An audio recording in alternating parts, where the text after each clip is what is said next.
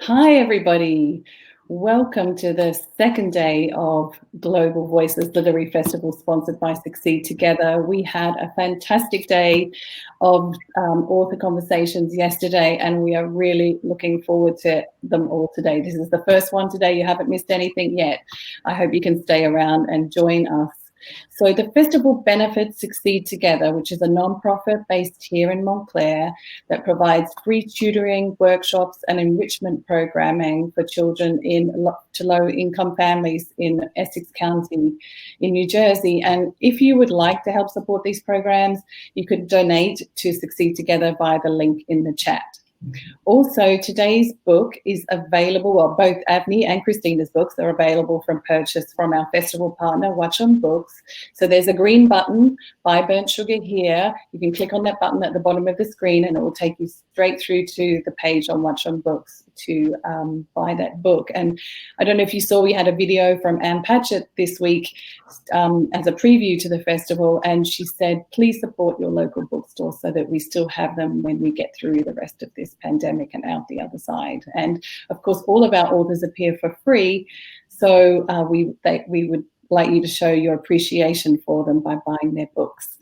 If you have a question for the speakers, there is an Ask a Question button right to the left of the chat, so you can put all your questions there. If we see any questions in the chat, we'll move them over anyway, but it's easier if you put them in the Ask a Question section. And now I am thrilled to announce our moderator, Christina Baker Kline, and our author, Avni Doshi, who's coming direct to us from Dubai. So most of you should know Christina. She's a fantastic supporter of the festival and has been with us a couple of times. She is the #1 New York Times bestselling author of 8 novels, including The Exiles, Orphan Train, and A Piece of the World. Her novels have received the New England Prize for Fiction, the Maine Literary Award, and a Barnes & Noble Discover Award, among many other prizes. And they've been chosen by hundreds of communities, universities, and schools for the One Book, One Read selection. Her essays, articles, and reviews have also appeared in publications such as New York Times, the New York Times Book Review, the Boston Globe, the San Francisco Chronicle, Lit Hub, Psychology Today, and Slate. Thank you, Christina. And Avni, we're so happy to have you coming to, not too late, but late enough from Dubai. Thank you. Avni was actually born in New Jersey and received her BA in Art History from Barnard College and her MA in History of Art at the University College in London. And while she was working as an art writer and curator in India, Avni began writing fiction, and she's been awarded the Tabor Jones South Asia Prize and a Charles Pick Fellowship. Her debut novel, the one we're talking about today, Burnt Sugar, was longlisted for the prestigious Tata Literary Live First Book Award when it was first published in India, and was shortlisted for the 2020 Booker Prize for Fiction that was last year, and 2 weeks ago was longlisted for the 2021 Women's Prize for Fiction. And as I said, Avni lives in Dubai with her family.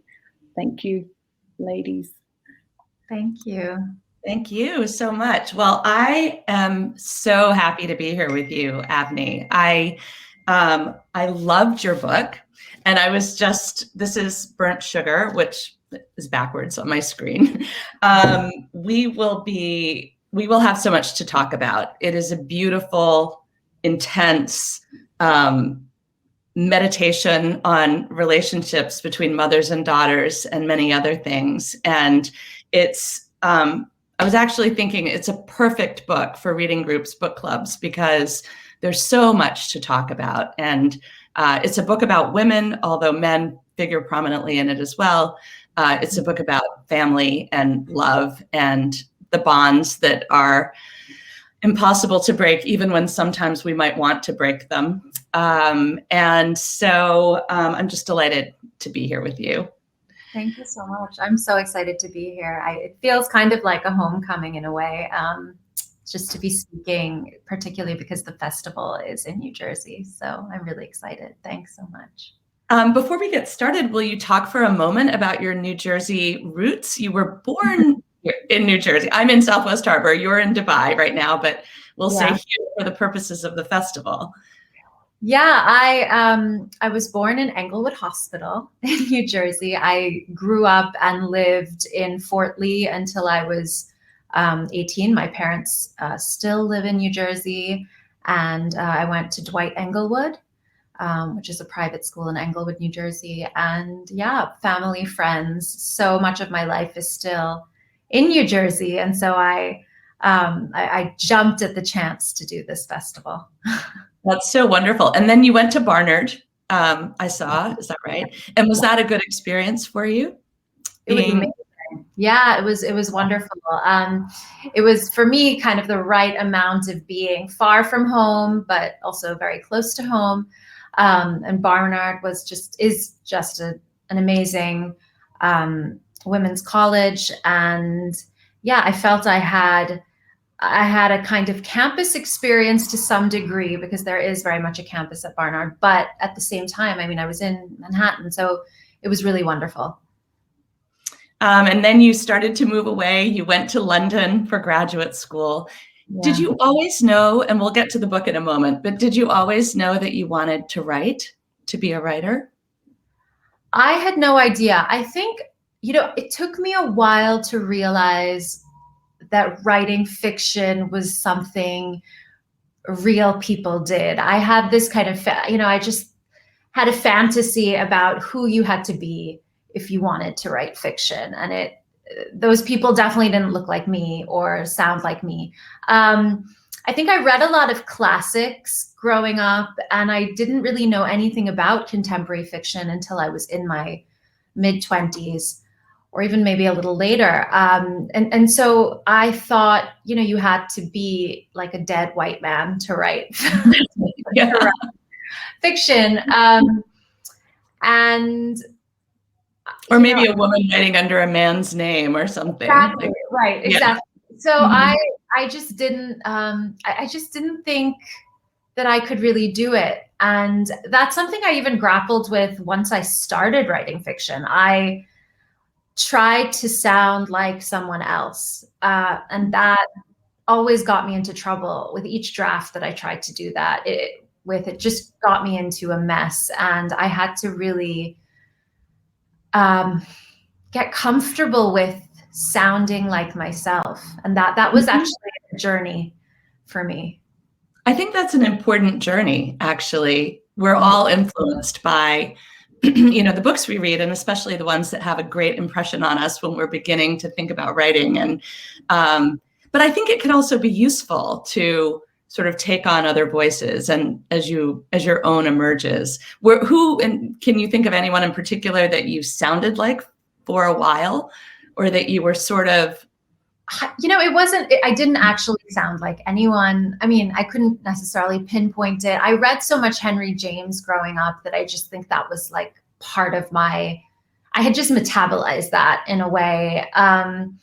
And I even for a while, I think was trying to emulate Marquez. I still am such a fan of Marquez's work. And so I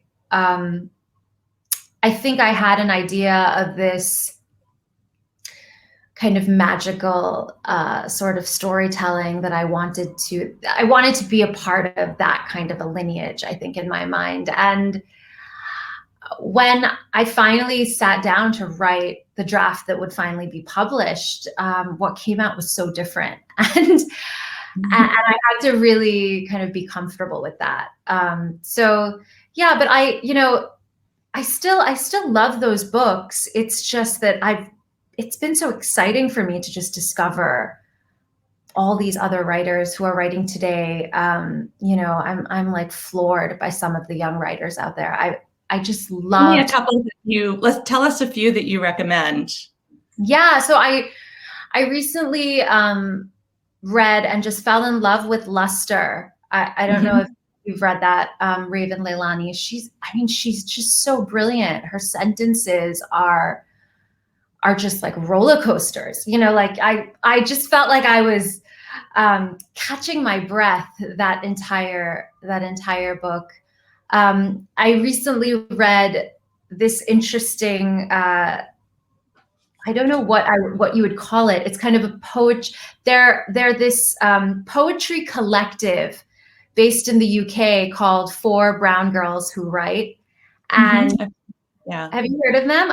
They're just really brilliant. And I just read their most recent book, and it was so good. It was almost as though they were in conversation with one another, and yet each section of the book, all the different ways in which they approach poetry, it's just so inspirational. So yeah, it's just been exciting for me to. There's such great writing happening right now, I feel. And your book, absolutely. So let's move to your book. It's interesting to me that you mention Henry James and Marquez, because even though you say your book is entirely different from either of them, and they're so different from each other, I can see bits like the way you write about people's the intimacies of connection between people, the complicated small moments that are freighted with feeling and with emotion and judgment. It reminds me of James, actually. And then Marquez, some of your writing about the world that these people live in is almost magical, realist. When they're at the ashram, for example, or when they're living on the street, the mother and daughter are living on the street. And we'll get to the plot in a second. We'll get to the story in a second. But the language is so lush. And one of the things I noted was how the sense of smell is one that we're always aware of how things smell, good and bad, and that it's this kind of laden sugar and the trees and the smell of these apartments and homes. There is a sort of magic to those descriptions. So anyway, I love hearing that. Okay. Let's get to the book. Tell our viewers what the story is, if you would. So Burnt Sugar is about a mother and a daughter. The book is narrated by Anthara, who is the daughter, and they find out very early on in the novel that her mother, Tara, has been diagnosed with Alzheimer's disease. And Anthara is now sort of thinking about her past that she shares with her mother, and thinking about their present together, and perhaps what the future will hold as well for them. And at the same time, she's contemplating how she can look after a mother who she doesn't actually think was a very good mother, and a mother who really didn't look after her in perhaps the way she wanted. And I think it's a story about mothers and daughters. It's also a story about memory, about trauma and neglect. Trauma, particularly, I think, a kind of intergenerational trauma, one that's really passed from generation to generation. I wrote intergenerational trauma right at the top of my notes, because that's something, of course, that is threaded through the book. And our central character, Ankara, eventually has a child of her own, and all of the fears of what her childhood had been like come sort of rushing back in that way as well. So why don't do you want to read a couple of passages so that people can have a sense of the language and the story? Yeah, I would love to. I'm going to read a bit from the beginning, and then I'm going to read a little bit from the end as well. I would be lying if I said my mother's misery has never given me pleasure. I suffered at her hands as a child, and any pain she subsequently endured appeared to me to be a kind of redemption, a rebalancing of the universe, where the rational order of cause and effect aligned. But now I can't even the tally between us. The reason is simple: my mother is forgetting, and there is nothing I can do about it. There is no way to make her remember the things she has done in the past, no way to baste her in guilt. I used to bring up instances of her cruelty, casually, over tea, and watch her face curve into a frown. Now she mostly can't recall what I'm talking about. Her eyes are distant with perpetual cheer. Anyone witnessing this will touch my hand and whisper, "Enough now. She doesn't remember. Poor thing." The sympathy she elicits in others gives rise to something acrid in me. Sometimes my mother would come to my room at night, slip into the bed beside me, and press her cold feet against mine. Then she would play with my hair and tell me what a lovely woman I was becoming. On occasion, she asked to see my body parts. She would stare at them and compare them with her own. Her breasts were bigger than mine, but my waist was smaller. She would comment on how my positive attributes were a symptom of age, declaring with certainty that my ugliness would surpass hers when I reached my 40s. It was a warning not to get too comfortable with myself.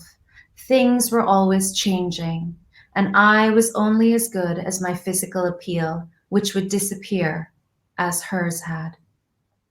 I had the distinct feeling that she was pleased to tell me these things, to know that I would suffer as she had, and her consolation came from seeing that the hurt would continue and I would not be spared.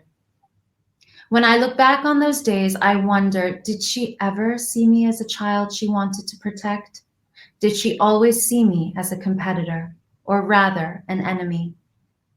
Those teenage years were the closest I came to hating her. I often wished she had never been born, knowing this would wipe me out as well. I understood how deeply connected we were, and how her destruction would irrevocably lead to my own. It's devastating. What's interesting is that her mother does seem monstrous in many ways, and her treatment of her daughter is child abuse, essentially, in a lot of ways. And yet the daughter, you read passages where she's expressing her feelings about that, but she's also quite loving many times to her mother as well. What was one of the questions that's come in already is, what is your relationship like with your own mother since your book was published? And I've read in interviews that you said your own relationship with your mother was very different from this one. But what were the germs of the story for you? How did you come to this kind of story?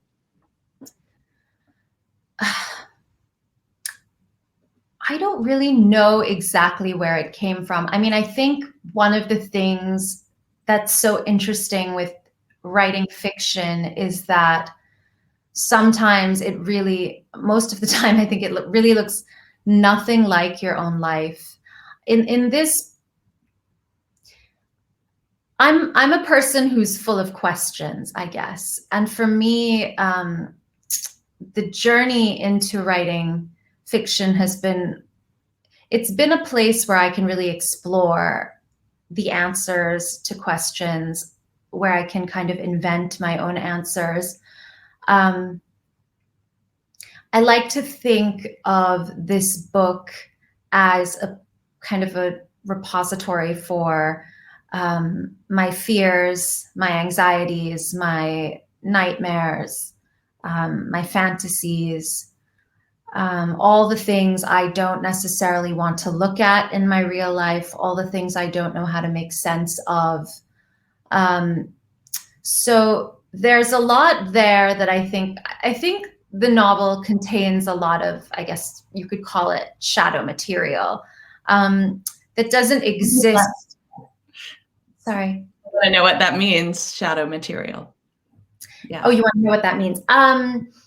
I guess it's the kind of stuff that we split ourselves off from, that we don't really want to acknowledge, but that might kind of be there below the surface. So, for example, there's an entire section in the novel about Anthara's experience in boarding school. Now, I never went to boarding school. My mother did go to boarding school, and I've heard her make comments about how difficult it was to be so young and in boarding school. But for me, it was about kind of taking a sentence maybe that she said and then letting myself sort of run away with that and imagine into that. So, you know, it's almost like you can take a moment that really happened and then write into the gaps around an actual moment. And I think those, you know, can be very scary and dark. And we actually realize that a lot of the experiences that we have on a day-to-day level that seem really banal, they exist at a kind of precipice almost, you know, where they could at any time tip over into something terrifying. And so for me, and I think the designer who designed the cover, she did a really beautiful job, because one of the things that we spoke about was this idea of the domestic monster and how these kind of really mundane moments can be terrifying and monstrous. And I think she did a great job kind of creating this house plant that that seems like it could, you know, impale you. There's so much I want to ask you about. I don't want to forget to talk about the cover and title. But before that, this is a reason that I think this is a perfect book to be discussed and to be read in book groups, because you are writing about, as you said, what's going on beneath the surface of every interaction. In this book, there's a way there you have these high beams that you turn on to a scene, and we kind of see everything that's going on underneath the surface, even when the people are being polite to each other and life seems fairly ordinary. And that's what I think you do so beautifully in this book, which is hard to articulate. You're doing also a great job of describing what that actually is like. And I think, in my experience, that is the novelist's task. Was it Henry James who said the task of a novelist, we can Google it, is to explore the sorriness underlying the grandest things and the grandeur underlying the sorriest things. And I always had a sense of that in this book, that you were showing us both sides all the time. But it's a very, I think it's a little exhausting as a writer to have this level. You're sort of flayed all the time. As you're reading it, I was aware of you constantly digging under the surface. So what was that process like for you of writing the book and trying to get at really something very deep? You do this wonderful job. I have notes about this, but that you'll sort of write about one idea or one moment and circle back to it so that we have a sort of prismatic understanding of a feeling, for example. Mm-hmm. So can you talk about that a little bit? What the writing process was like for you getting to that? Sometimes I feel like I can't take that much credit for a lot of the book, because, you know, I years to write, you said, right? Yeah, no, it did. It took me many years to write, and it was 8 drafts over the course of 7 years. And each draft was so different than the one before. And it really took me a very long time to get the voice. And I think the voice was really the thing that guided me. And the voice was really what brought the character to life for me. And at a certain point when I was writing the draft that would eventually be published, I actually began to feel like Anthara was in the room with me. Mm-hmm. She felt that alive. But the drafts that led up to this one, they were really a disaster. And I think who helped you through those? Was there someone who edited with you or who read them and said, this is not working? I did have, I did a fellowship at the University of East Anglia. I was really lucky to be able to be there for at least a short period of time and have some great mentors, including like Andrew Cowan, and Charlene Teo was the other fellow like next door. So I had like these great, brilliant writers around me who were, of course, giving me, invaluable feedback. But at the same time, I was in such a different place when I was there and when I was writing, because that draft was just, I was in a totally different direction, and each draft took me in another direction. And so it's not even, I would get all this great advice for a draft, and then it would be really difficult to then kind of pull that into the draft that would come after. So for example, the first, I think 2 drafts were told from the perspective of Antara, but completely as a child. And she was living in the ashram, and the entire novel actually kind of took place in the ashram. And then the draft that came, number 3 ended up being, I decided that, no, I want this to be kind of more epic in its sweep. And I decided to write into the grandparents' generation. And so I went as far back as partition. And I was talking about the grandparents escaping, massacre during partition, and writing this entire story around their lives. And, now you still see very small bits of their story in the novel. But I now look back at that, and, when I was writing all those drafts, I just thought it was a complete waste of time. Because I thought, God, I've written this, I've spent, it's 100,000 words, and I have to just throw the whole thing away. And it just felt so devastating every time. But I realize now that that was just the preparation, I think. I just had to know the backstory of, I guess, every single character. And I had to know not only this generation, but like going 2 generations back, I had to know everything to feel like I could really dive into the story in the way that I did. And what ended up being really remarkable was that I plotted and I planned, and I had walls full of index cards leading up to this. But when I sat down to write this draft, I had nothing in front of me. I just wrote. And that I think I only could have done because I really struggled with the drafts that came before. Yeah, you really inhabited the world of the story to the extent that that Hemingway cliche about the iceberg, that there's a little bit of visible at the top and the rest is underwater. But cliches are cliches for a reason. And I think of that often when I'm working on a novel, that there's so much under the water, and that's what keeps your story, vibrant. You've got this amazing underpinning, and a ballast for it. I was thinking, as you were talking about this process of drafts, that for those who are listening, that's to me a great lesson too, about seeking and finding either mentors or peers who can read your work and discuss it, even if I'm sure they made you think differently and you didn't take all of their advice. But to have that kind of feedback from people that you trust and respect is a really important part, I think, of being a writer. Do you feel like you have a writing community of people in your life or your head who serve that function for you? I don't have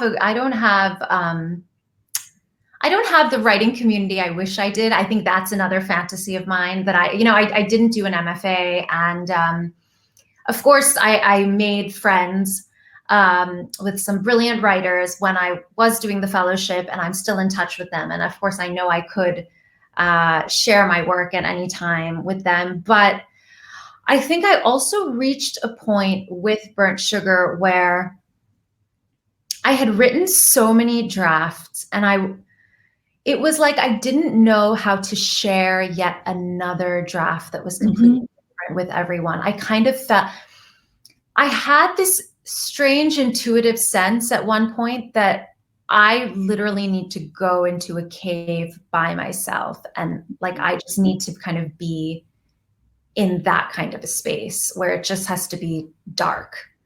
And I think that was very scary. That was terrifying, actually. And I think I hit a lot of very low periods during that time because I just didn't know what I was doing. And there was kind of, there was no way, there was kind of no like touchstone, or there was nothing that could kind of let you know that you were on the right track. And I didn't have an agent at that point.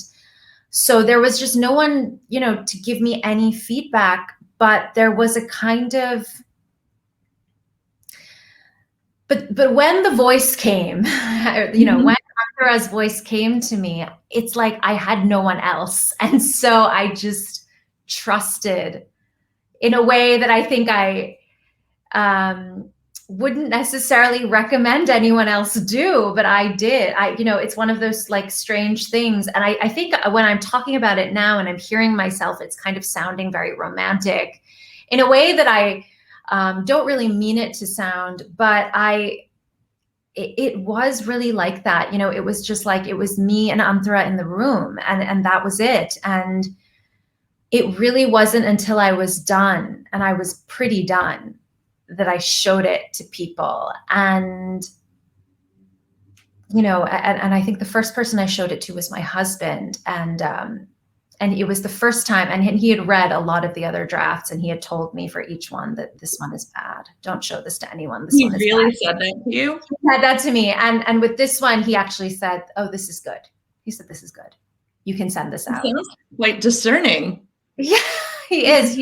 He's not critical in life, I feel, but he's critical with books. So that's actually Did you appreciate that? Yeah. Do you appreciate that? Yeah. I appreciate, well, it was hard. I mean, I think it's hard. I don't recommend it. Again, like, this isn't something I really could recommend to people, because I don't think it would probably make for like a healthy marriage, to have your partner kind of like tearing up your self-esteem like that after you finish a draft. But at the same time, I don't know if there are that many places where we can find that much honesty. And so now looking back, I do appreciate that. It's hard. It's hard to be honest. Yeah. Artists and writers were really sensitive. We have thin skins. I think that's part of, you said that there are sections of the book where I'm kind of going quite deep under the surface. And I think part of that is having a thin skin.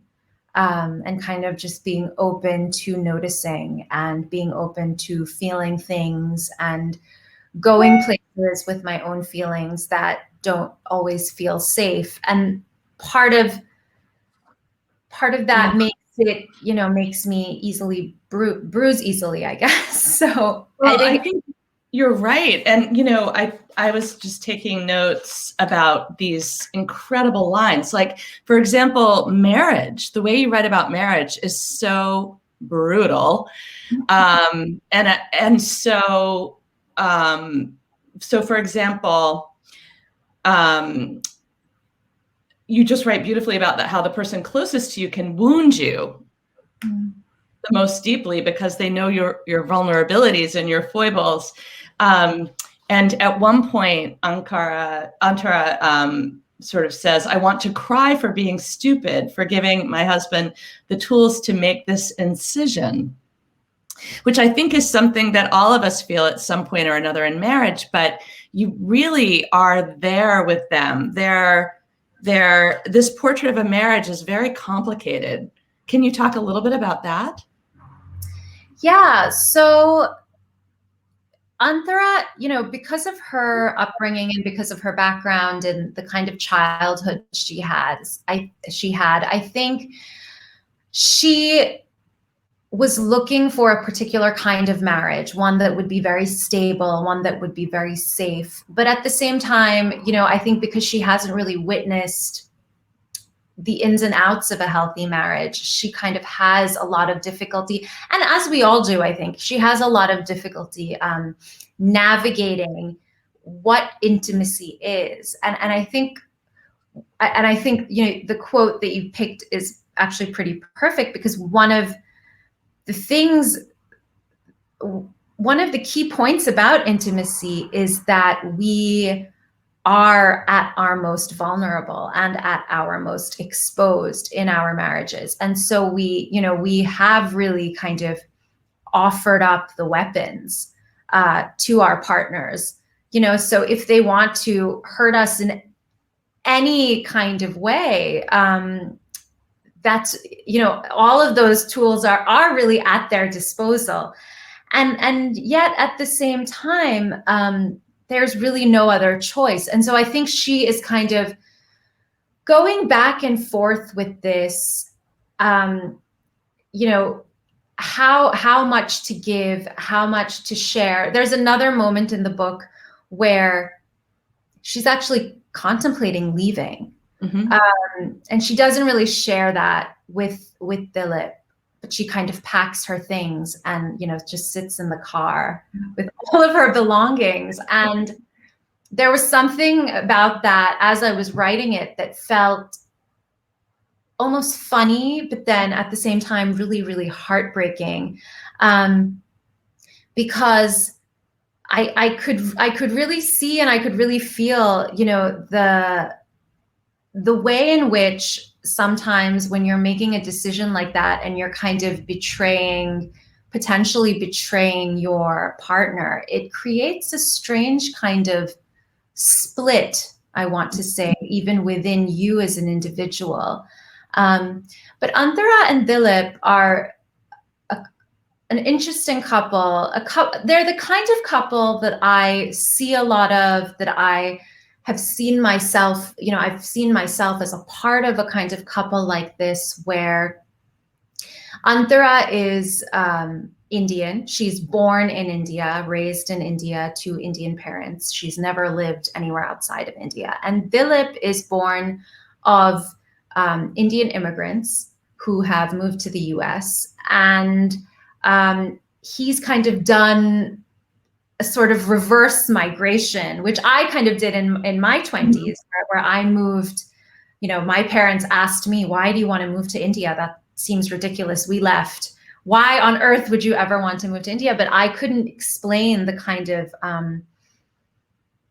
how much of a pull it was for me, that I had to experience this kind of idea I had of what this mother country was, and even though when you go there, it's really, and when you live there, it's really nothing like what you might expect. I felt I had to really have that experience for myself. And so I think Dilip is similar in that sense to me, where, he moves back to India, even though his parents had left. And so he is an outsider, I think, in India, in India, in a very particular kind of way, where he probably looks like he belongs, and he is fluent in many things that he encounters, and yet at the same time, he never really can gain complete mastery over this environment. And I think that creates a series of interesting tensions between them, as a couple, because Dilip is in a way always comparing, and he is an outsider, and he, but she thinks he's so American, and she, she says to him at one point that, he thinks he's very polite and very proper, and that she's kind of, a heathen in a lot of the ways that she behaves, and she feels that, like Americans are heathens, but they just have, better teeth and a kind of more polite way of going about certain things, perhaps, than what she does. But they drink a lot of milk, as you said, at one point. Yeah. They're tall or whatever, healthy. No, I think that what you capture so beautifully is, what's great about this book is that you're writing about these intensities, but you can still take from them your own feelings and experience, even if they're not at the sort of extremes. One of the things I love about Dilip is that he says these cutting sort of things that I think because he's from a different culture, in a way, he has a little distance from her naturally anyway. And that as a novelist, you then have that extra room to play with, which I think is so, as you're describing right now, this sort of attempt to communicate across cultural difference, which is part of the whole question of how to communicate in the book. How do we even try to talk to each other when we speak different languages and different emotional languages, and so often keep quiet? We have a million questions. We have 6 questions here, so I want to get to them. But I did want to ask you, gosh, there's so much I could ask you. I could talk to you for a few hours, but the book originally had a different title and a different cover, as I understand it. How did you change that? Was it your decision, and what was it, and how did that work? Gosh, do I have it here? I would love to show it to you guys. I Yeah. don't see it. Found it online.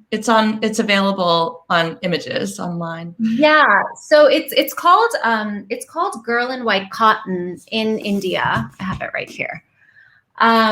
It's called Girl in White Cotton, and it was published first in India, actually. And Girl in White Cotton was the title that I started with. So back with draft 1, which I told you was such a different book. So I had this different title, Girl in White Cotton. And when I brought that title to the publisher in India, we even discussed very early that we might look at a different title. But, white cotton in the context of India, it has a lot of different meanings. I think in a Western context, you imagine a girl in white cotton, you might think of like a wedding dress, or you might think of like an innocent young child, something almost virginal. In the context of India, white cotton, white cotton is the fabric of mourning. So in Hinduism, when you're grieving or when you're a widow, you wear white cotton. When you decide to step outside of society in some way, so for example, join an ashram or some kind of spiritual commune, you will wear white cotton and to show that you are existing outside of society. So there were these other meanings, I think, that were captured in the context of India. And then when I sold the book in the UK to Hamish Hamilton, my brilliant editor there said, Girl in White Cotton isn't going to resonate in the exact same way to a Western audience. And I was like, well, we can educate them. And she's like, you can educate them in the book. She's like, I don't know, you're going to have, like, with a title, you have like a second. You don't really have, that much time to educate with the title. And so she came up, actually, she suggested Burnt Sugar. And I heard it and I just loved it, again, because I thought it really captured that idea of the domestic monster that we were anyway kind of talking about. Can you talk about what that means to people who haven't read the book?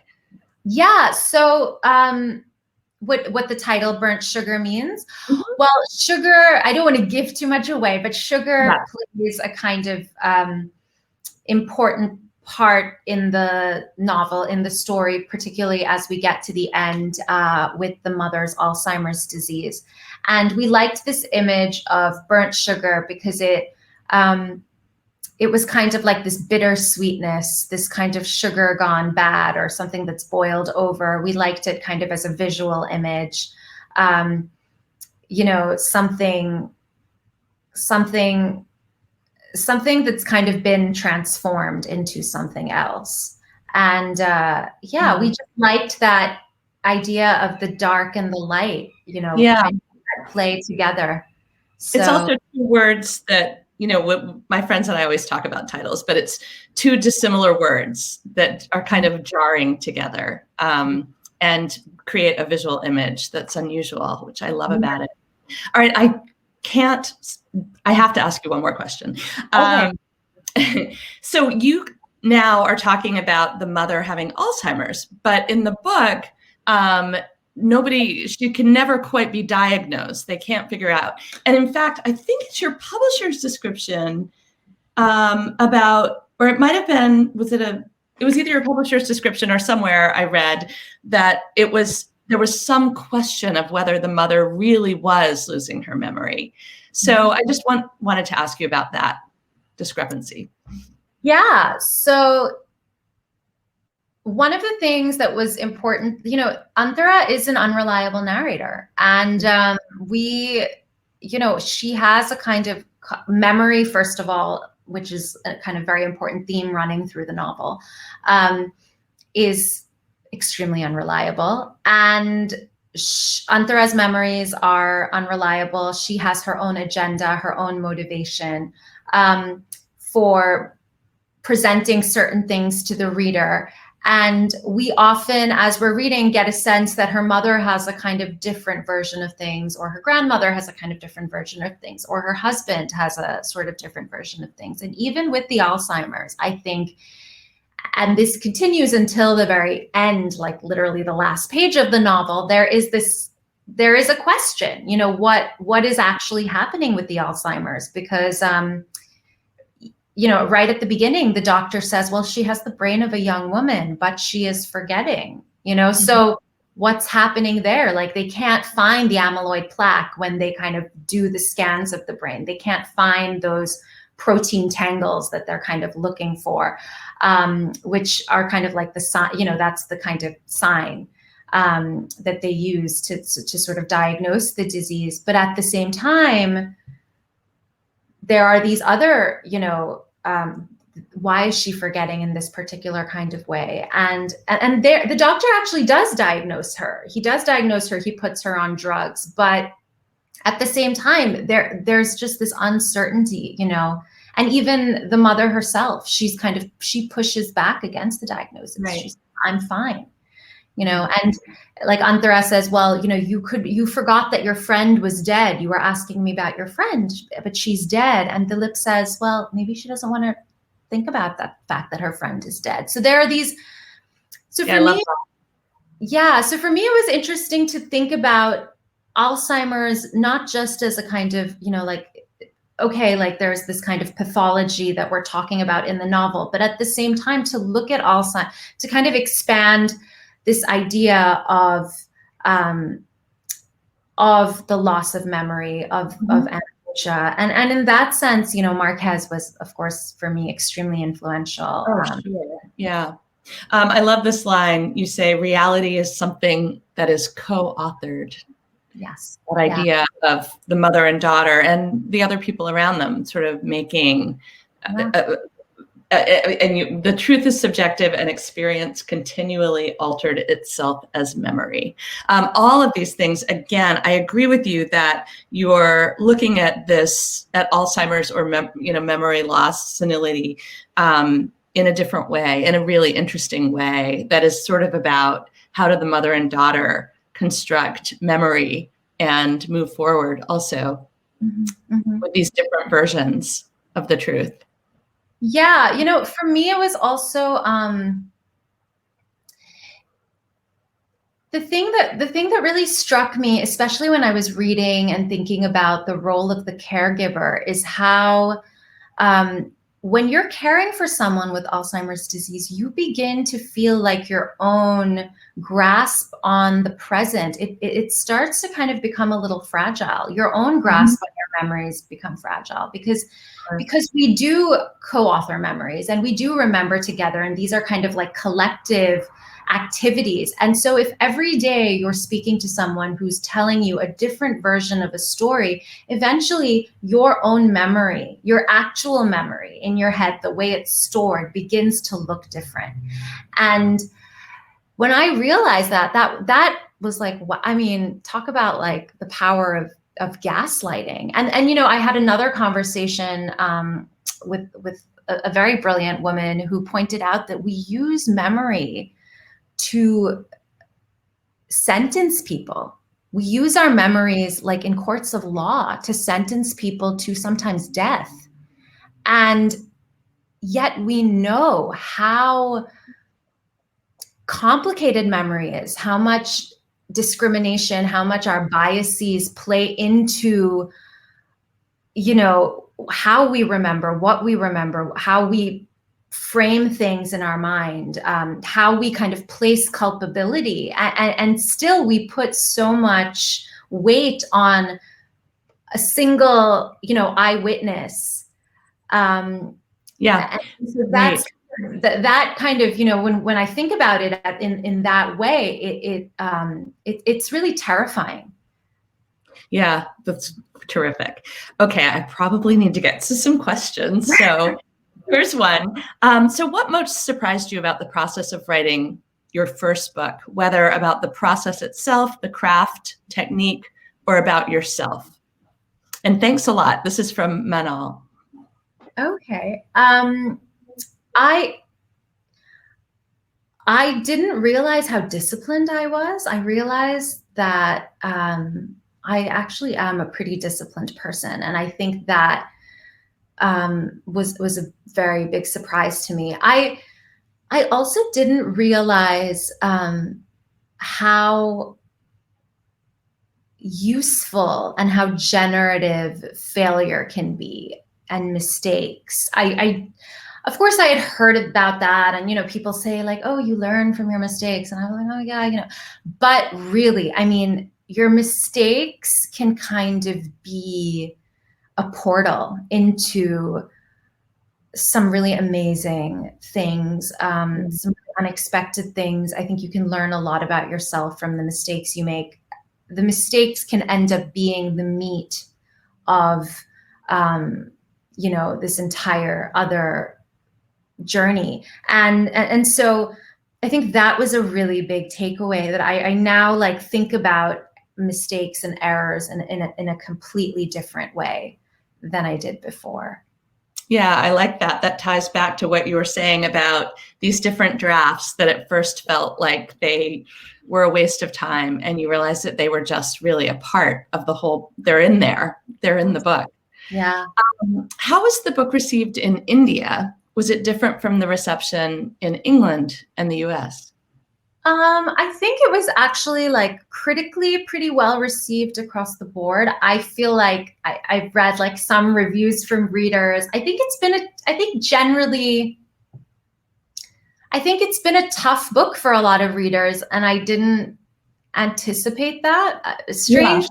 I mean, maybe I should have anticipated it, because of course I think the subject matter is difficult.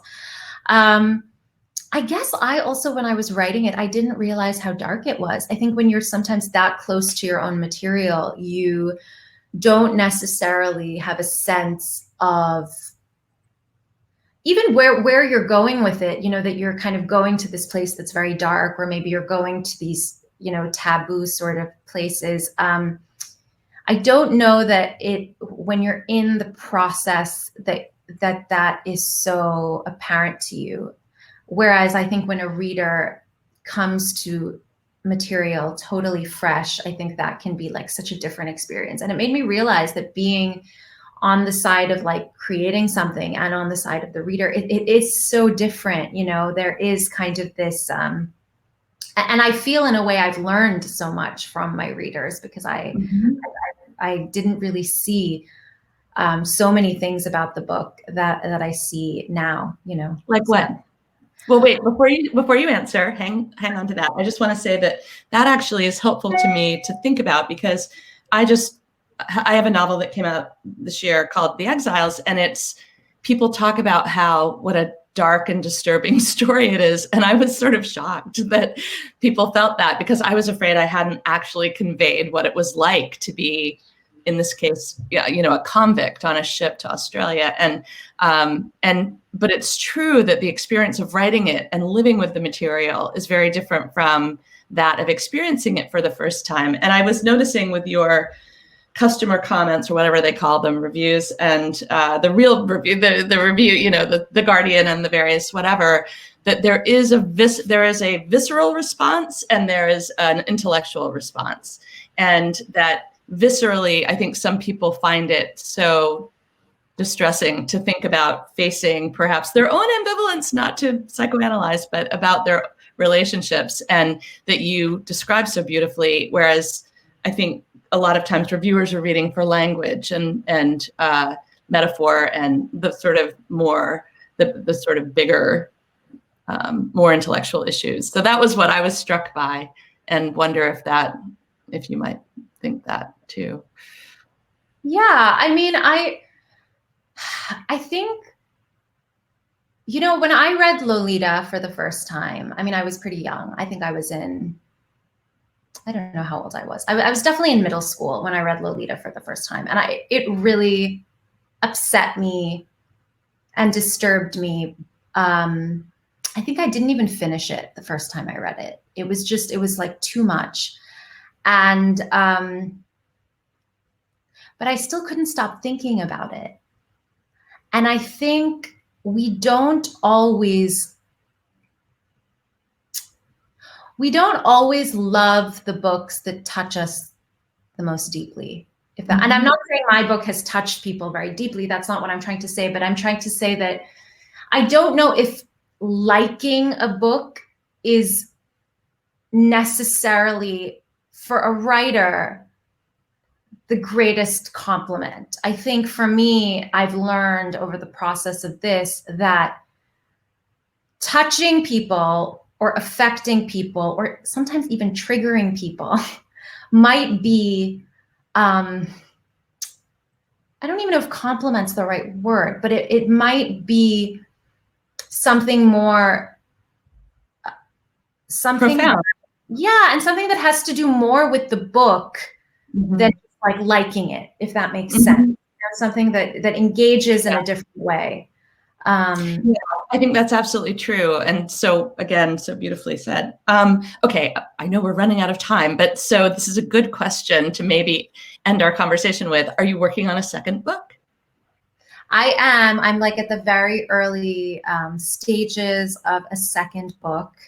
I'm thinking this one might be set a bit more in the US. So, but it's very early stages, and I don't really like to talk too much about projects when they're this early, because I feel like when we talk about them, they kind of lose that early critical energy, that starts to collect. Yeah. Okay, well, they haven't come back, so I'm going to ask you one more question. Okay. What do you miss most about New Jersey? What do I miss most about New Jersey? I miss that restaurant, Houston's. Oh, I miss it so much. I think about it all the time. Do they have that in New Jersey? Well, they have one in Bergen County, I think, at the mall. What is the mall called? Riverside Mall. Is it called Riverside Mall? I love that restaurant. I really miss it. I miss their ribs and their spinach dip. I miss like food related things, and I miss like my mother's food, and they're just like a lot of like little comfort meals. There's this little like sandwich place on the Upper East Side in Manhattan that I really miss. Riverside Square, yes, exactly. They have a Houston's, and I really miss Houston's. That's exactly right. All right. Well, I think it's 1:00 and we're out of time. So I think someone comes back. Yes. Hello, Katrina. Hi, Christina. Hi, Avni. Thank you. Thank you so much for coming. Thank you for coming late at night. Avni, it was so great to have you. And Christina, fantastic questions as usual. And I'm so, I hope you're doing well. I know we didn't mention this at the beginning, but you said you just had your second vaccine, and I was sitting here thinking, oh no, I hope you haven't got any side effects. I know, yesterday. I don't know. I'm sure I'm hypochondriac, sort of sweaty. I don't know. I'll be fine. I'm good. I'm just so glad to be vaccinated. Yeah. Yes. And Avni, do you get to come back to New Jersey very often? I don't know when that time will be, but hopefully at some point this year, at some point soon.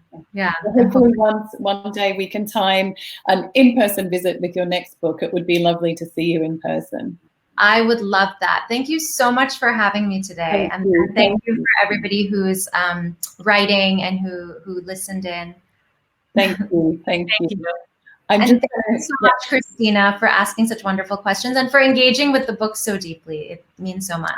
Well, as I said, I highly recommend it. I think everyone should read it. And I'm just honored to be here. Great. Bye. All right, bye. Right. I'm just going to continue with a couple of quick reminders to please buy Avni and Christina's books. You can see the link that will go straight through to the Watch On Booksellers, which is our festival partner. Please support the authors by buying the books. We also wish to thank our festival sponsors. Actually, I'm just going to share my screen while I'm here so you can see our festival sponsors' names, our festival friends, our volunteers and our festival staff. And also you can see some of our upcoming events that we have coming up today and in the future. Up next just starting in a few minutes is this one, Cherie Jones with Maisie Card, Caribbean Voices event. That is going to be a great event too. Cherie's coming in from Barbados. Hopefully she'll show us how nice it looks outside there. And you can see all of our upcoming events on our Crowdcast channel. Tonight we have Alan coming with Douglas Stewart talking about the Booker Prize winner, Shaggy Bain. So we hope you can stay around, and thank you so much for joining us today.